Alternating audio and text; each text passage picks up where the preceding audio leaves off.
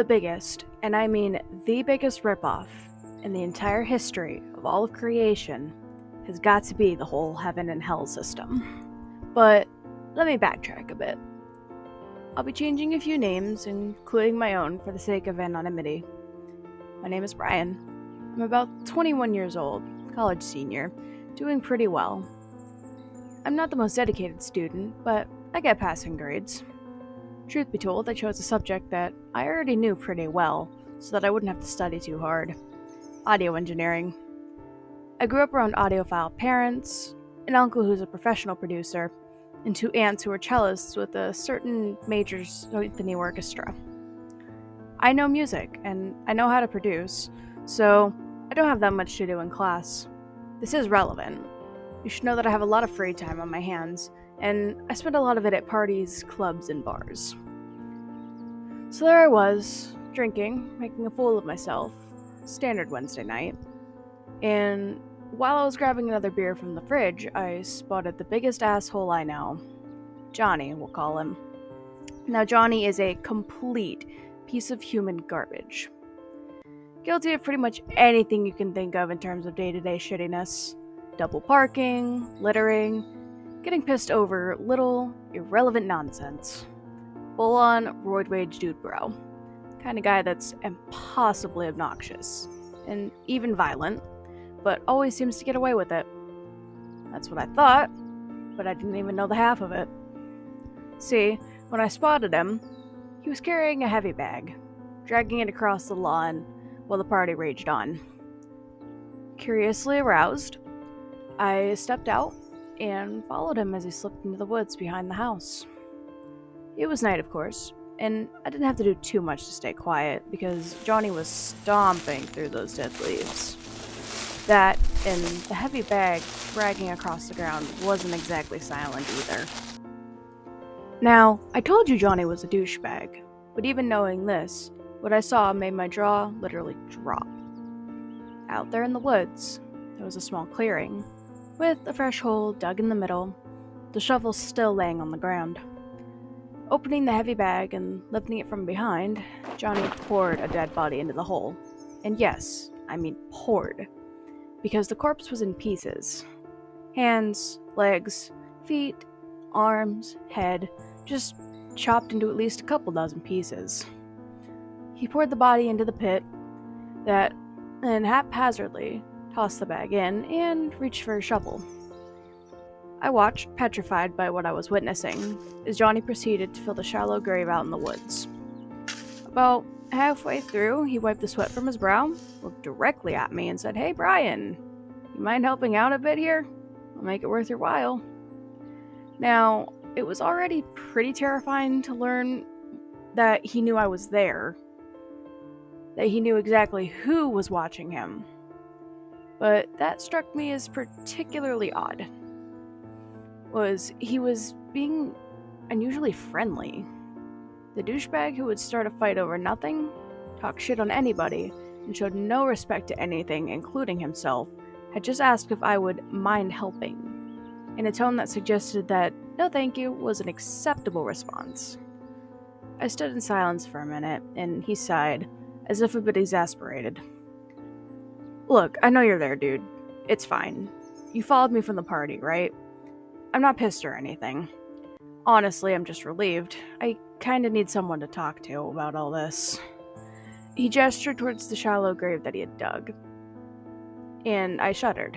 But curiosity, damnable curiosity, it won out, and I emerged from the woods. He smiled. Again, a genuine, warm smile from this total piece of shit. Took me another few minutes to work up the nerve to ask him what was going on. By this point, he'd finished resting and had just resumed filling the hole. It's a long story, man, and kinda heavy. If I tell it to you, there won't be any turning back. You good with that? He asked, and my dumbass said yes, and he told me. So, here's the deal. Hell is real. Heaven is too, I guess, but hell is definitely a real place. I know, because my dad and grandpa told me all about it. And here's the thing, Brian. you're headed there. All of us are. It's only like the top 0.1% that actually make it into heaven. I don't know why it's the way it is, but that is how it is. My first reaction was to think that he was some sort of religious maniac, but as I listened to him speak, I believed every word he said. He didn't say them convincingly. He stated these things as fact, and with such absolute confidence that you would think he'd seen it all for himself. And as I listened, I felt at peace, as if a nagging question had just been solved, or as if I'd remembered the name of something after racking my mind for the answer. He continued. But there is another way, see? There's a sort of deal you can make. Normally, I wouldn't be allowed to tell you about it, but tonight's a special night, and you caught me in the act. Because of that, I can tell you. And now that you're the first person, you definitely want to know the rest. Oh, one sec. He patted down the now full hole with his shovel, holding up one finger, and he walked over to a nearby tree. Next to it was a cooler. I hadn't noticed it at first, distracted by, well, the disposal of a corpse. He opened it, pulled out a couple of beers, and sat down next to the grave, offering me one. I walked over. My fear was completely gone somehow, and I accepted it. I sat next to Johnny, and he continued. There you go, bud. So, it's like this. You gotta make the world worse. It takes constant, grinding effort to make the world better, to do enough to get into heaven. But making things worse, well, that's not so tough. You do a little bit every day. Insult somebody you don't know online, stop breaking for animals, leave the toilet seat up in the bathroom. It adds up, really. Because see, the guy in charge of hell, the guy, he sees that. And when you do it on purpose, when you do it for him, for long enough, he'll start talking to you, and you can make a deal. Normally when you go to hell, it's nothing but punishment. But if you're one of his servants, or whatever, you can skip out on all that. There's a city for his chosen. A city of black marble at the very bottom, for people like me. It's called Limbo. And it's our reward.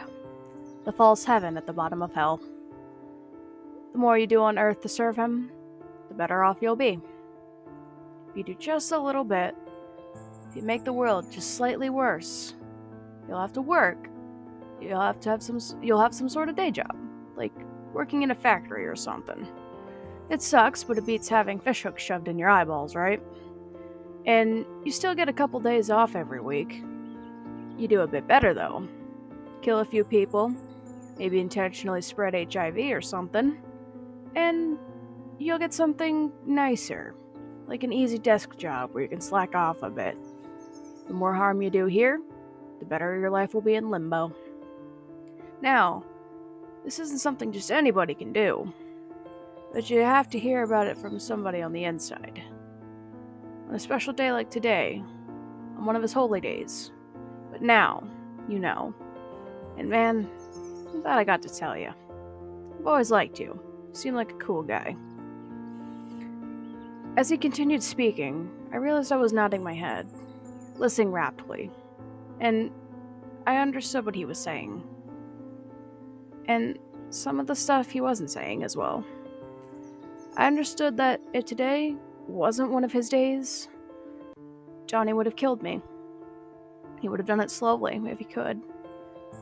And he would have cut off my face and shipped it to my family. I understood what he said about Limbo. Black marble city. I could see it, picture it perfectly. The towering, dark skyscrapers that pierce the red sky. The lavish suites of the elite servants who earned his highest favor. Before he even finished, I started thinking of little ways I could begin to serve. Small things I could do to make the world worse. I finished my beer and tossed the can into the woods. Johnny smiled and said, "Gotta start somewhere, right?" I went back to the party, But as I looked at the other guest, a smug sense of satisfaction welled up inside of me. The biggest ripoff in the entire history of all of creation has got to be the whole heaven and hell system. But thanks to my good buddy Johnny, I'm gonna be just fine. The rest of these poor bastards, they're gonna live, die, and spend all of time writhing in pain. Lucky for me, we don't all play by the same rules.